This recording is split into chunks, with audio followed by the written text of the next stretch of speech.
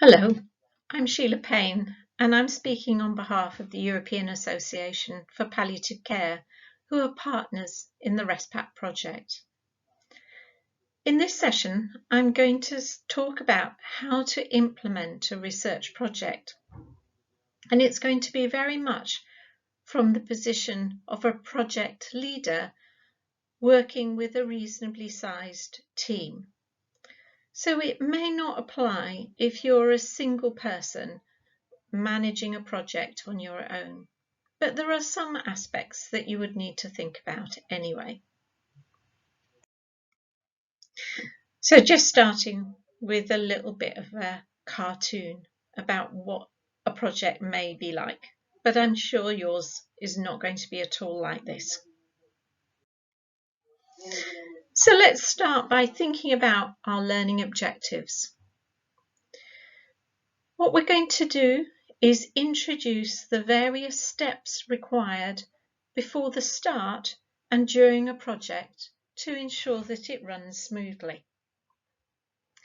We're going to describe the considerations to ensure the projects are well managed, run on time, and importantly, run within the allocated budget. I'm going to explain the different requirements for project management. And I'm going to discuss two examples of preparation for project initiation. So here's a list of key requirements in initiating and running successfully a project. You need to think about staffing, leadership of the project, funding, the location in which you're going to be doing the data collection, the vision of the whole project. So what's it about and how are you going to communicate that? The timeline. So how the project is going to be run over the 6 months, 1 year, 2 years, 3 years or more that you will run your project in.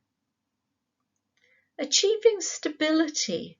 So it's really exciting when we first start a project, but how do you manage it as it goes on, particularly for longer projects that are run over many years? How are you going to manage change? For example, change in the staffing or change in where you're going to recruit people from.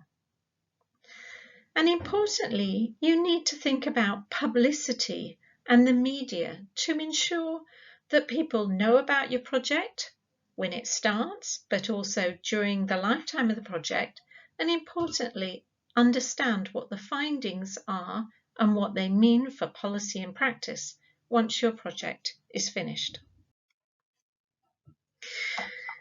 So I think of this as a kind of cycle that we need to work on. So we think about the activities that need to happen before we start the project, during those few exciting months and weeks when we're actually getting a new project launched and started, and then maintaining the enthusiasm and momentum throughout the duration of the project, through its different phases, through agreeing on how we do things, recruiting study sites, but also ensuring recruitment goes to plan, and then how we bring all of the data together, analyse and interpret it. And then in the end of the project, there are a number of things we need to think about, such as the staffing, such as presenting the findings and presenting the financial reports to our funders. And after the completion of the project, you'll still be working on the papers and other outcomes of the project, and that's usually called dissemination or exploitation of findings. So here are a list of things to think about before starting the project. So staffing and staff training are absolutely crucial, because the staff who will work on your project, if you're a project leader managing a big team, will determine its success and how easy or not the project is to run. So think carefully about recruiting your research staff.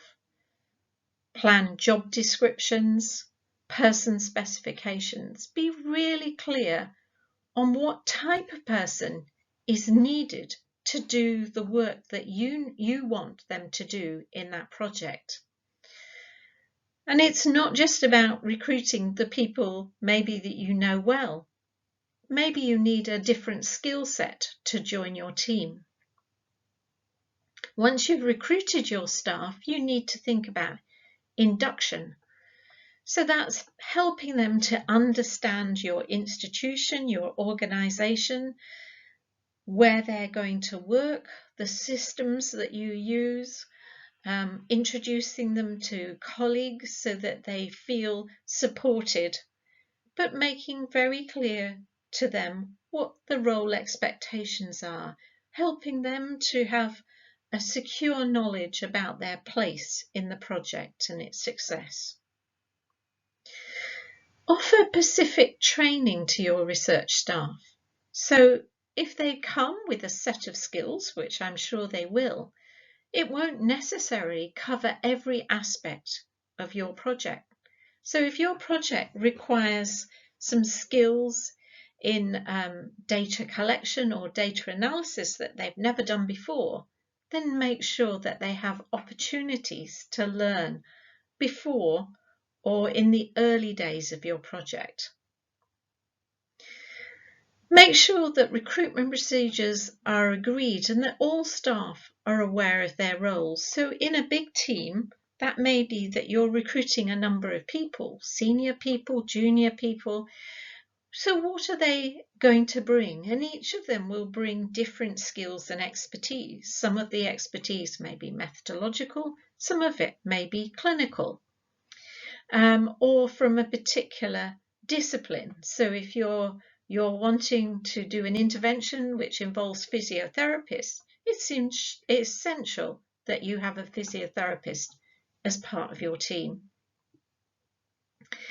There is an agreed training course, which is very important if you're running a clinical trial, and it's called good clinical practice. And you will make sure that all your staff, including yourself, will need to be on that course and have completed it.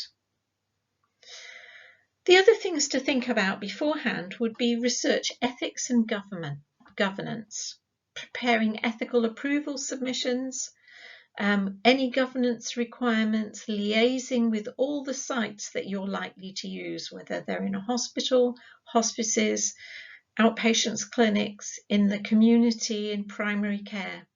So any place that you think that you'll be recruiting from, this is the time to set up those links and ensure that they will be able to contribute to your project and that they understand the purpose of it. And if you're running a trial particularly, but in all projects, you need to think of safe data collection procedures and how you would manage lone working if you're sending your researcher out to do interviews or collect standardized measures alone, perhaps in patients' homes, how you're going to store and transfer data, how you're going to obtain informed consent. So that's a bit of an overview. Let's focus a little bit more on the people who will be part of your research team.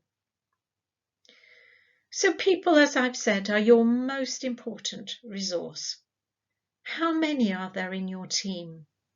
What are their skills and experience? What disciplines and backgrounds do they have? And for research staff, what is their length of contract? Are they going to be there for the whole of your project, or are they only coming in at certain periods, doing, for example, interviews or other aspects of data collection? So none of us know everything about a research project. So it's really important, if your project is large, that you have a range of disciplines. And that doesn't mean just palliative care. You may well want to liaise with other people such as statisticians, sociologists, anthropologists and others who can bring important expertise to your team. So consider these different types of staff. And you're likely to have all of these working in a reasonably large team. So you have research staff, clinical staff and academic workers if you're linked in to a university, for example. And if you work in a university environment, you might well have people in your team who have training posts. So you need to ensure that they have sufficient time to complete whatever training is required, which may be taught courses online or in person. So they may be postdoctoral research fellows, PhD students, master students, or even other types of students. In most large teams, we would also have administrative, clerical, and technical support staff. And the technical support staff may be in the laboratories if you do laboratory-based work, or they may be information technologists who can help you design your study and manage the data efficiently and correctly. So when we get on to starting the project, one of the important things to think about here is the leadership of the whole project. If you're the leader, you might want to hold an initial meeting with your whole research team to provide introductions, to explain roles and expectations, explain who you are and what you will be expecting from your team. You might want to plan ahead as well to establish patterns of meeting for the research project team. So there may be, if it's a very large team across a number of countries, an executive meeting. So the leaders all get together. But within countries or within organizations, you would also want to have research team meetings quite regularly. And certainly to begin with, that may be weekly. And then it may move to a little bit less often once people are clear about what the project is and what their role is and what they need to do. When you talk with your team, communicate the project timelines and what are called milestones. So those are the things that you need to achieve by a particular period. And that's because projects often have more than one phase, or sometimes these are called work packages, and how they fit together is really important. And while you may understand that very well because you were part of writing the bid that was successful, your team members who were not part of that process need to understand it too. So clarify as well what your team needs. Do they need special equipment, special resources to enable them to do their job effectively? And if so, make sure that you either include it in your budget or that you have other ways of obtaining it. And mentor your research staff. Offer them support. They're often junior colleagues learning to be researchers. So make sure that you provide a good role model of leadership, but also listen to what their queries and ideas are, because they can bring new things to help you think slightly differently. On large projects, you might well want to establish an advisory or steering committee, and that's of very senior people who are often outside your organisation and outside the normal running of the project. And they can bring particular advice and expertise, perhaps on policies, which are really helpful in guiding the efficient running of your project, particularly when you face any challenges or things change. And in a project like a clinical trial, it's essential to have that kind of team and committee set up. You will also probably want to include members of the public or patients in a project advisory group and steering committee, because it's essential that all our research really understands the perspectives of patients and families. They're not just there as participants. They should be there guiding the management and good running of your project. So here are some ideas about leadership. So your role as a project leader would be to inspire and motivate your team. And that's a little bit different than management skills. So management skills are ensuring things are done effectively in the resources that you have. And being a good manager is indeed part of leadership, but is not the only thing that's important. You need to work with your staff in the way that I've already described, and that's often called human resource management skills. That's not just complying with the regulations in your country, but fostering the development and well-being of your staff. You need good negotiation skills because working in a team, people will come with different perspectives and different views. And how do we combine those views so that it benefits everybody and benefits the outcomes of your project? And that may mean that you need to resolve conflicts. So conflicts are entirely normal. Suppressing conflicts are not a good idea. It's better to be open and honest that we have different perspectives, but are still able to respect each other's positions. And a leader will also do what's called emotional labour, listening to the concerns of staff members. That doesn't mean you can fix all their problems, but you can be empathetic and realise that there will be challenges perhaps happening in their life that may or may not be due to the data collection. And working in palliative care and with bereaved people, we're often faced with very specific, sensitive challenges that are different if you're a researcher than if you're a clinician. Now, a more hard-nosed approach is needed to manage your budget and stay on track so you don't either underspend or overspend, and make sure that you use something like a Gantt chart to ensure that your budget is spent effectively and efficiently. And a leader needs personal credibility and a reputation probably in the area. So you need to be active in managing and promoting your study. How do we share the vision for the project? We need to talk about the aims of the project plan and timelines, be clear about the focus of our activities and effort, which will vary at different stages of the project. Be specific about the goals and outcomes. They're sometimes called deliverables. So what is it that you're hoping to achieve in this project? You're very unlikely to change the world in one project, but we can each contribute a little bit to that change. Review and revise your project plans to monitor progress. Be aware if there are likely to be delays and have solutions if that happens. So throughout the project, you're going to monitor project progress against your timeline.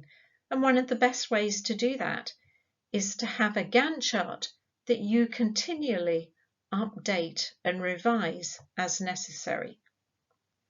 So you monitor project expenditure against budget, and you might have some financial advisors that will help you do that. Monitor risks and establish mitigation strategies. So is there a risk that there won't be enough patients that fulfill your eligibility criteria who are in the clinics that you're going to? And how are you going to manage that? So don't wait to 3 years down the line to say, well, that particular condition was much less prevalent than we expected. Manage changes and conflicts in your team, especially on a project of a number of years is likely to change, and that change is healthy because people will want to develop. Report to funders as required. And there are some funders who want 3-monthly reports, others need reports every 18 months. Be aware of what the requirements are and liaise with them effectively, particularly if changes are required or things are not going to plan. Also, at an early stage, have a plan of dissemination. And we're going to have a particular session which will focus on how to do that. And I hope you'll be able to join that. So, achieving stability and managing change. Think about your key appointments and try and ensure that they are stable and stay in contract for the whole of your project. Monitor your employment contracts and the roles. Think about career development for your staff so that they may get promotion during your project. And if so, have you the budget for that? Think about building team cohesion. You might know all of them, but they might not know each other. So help them to work together as a team. Do some social activities to help them learn to work with each other and have fun while doing so. Make sure you have a sustainable funding stream.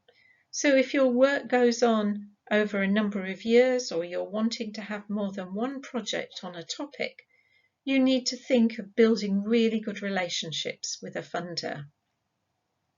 Ensure your facilities are good, and that will help to retain your staff, making sure they have appropriate equipment, desk space and other things. And manage the change when it will come, because inevitably there will be changes. Look on it as a normal process of managing a team. When we get towards the end of a project, you will be required to produce a final report, which draws together all the things that you have found in your project.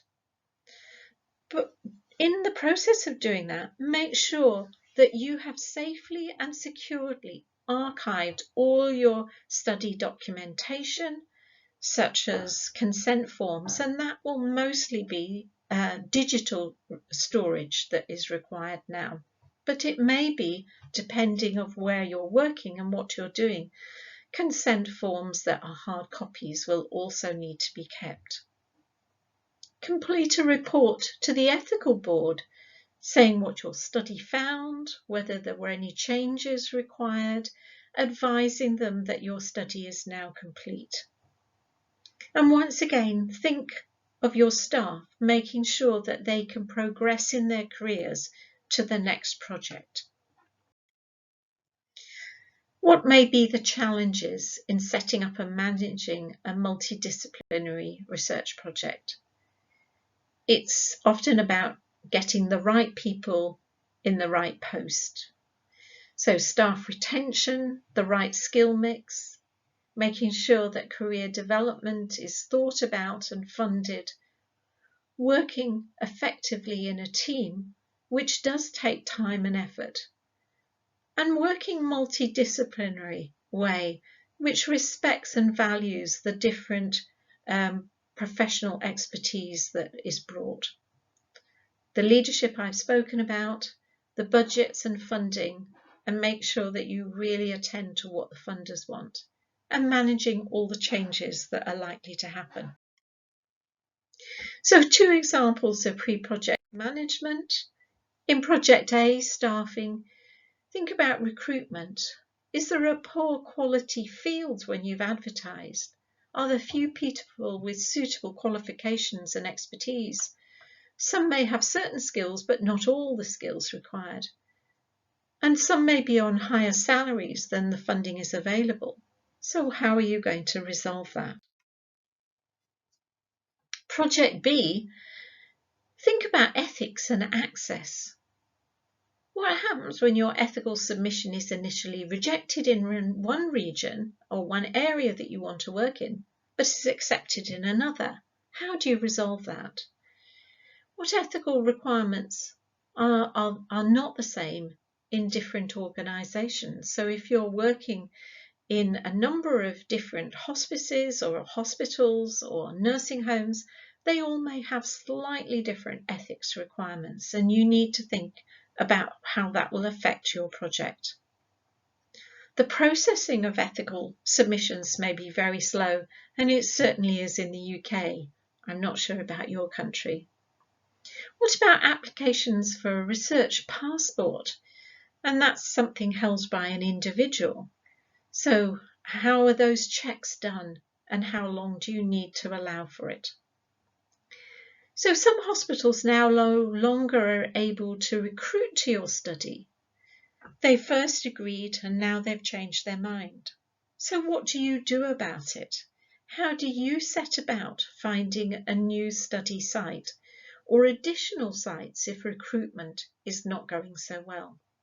So these are some of the things that I hope you'll start to think about and find solutions for. So thank you for listening to this talk. I hope it's been helpful for you. If you want to read more about how to manage a project, this might be a useful resource for you. And I want to thank the European Commission for funding the RESPACC study.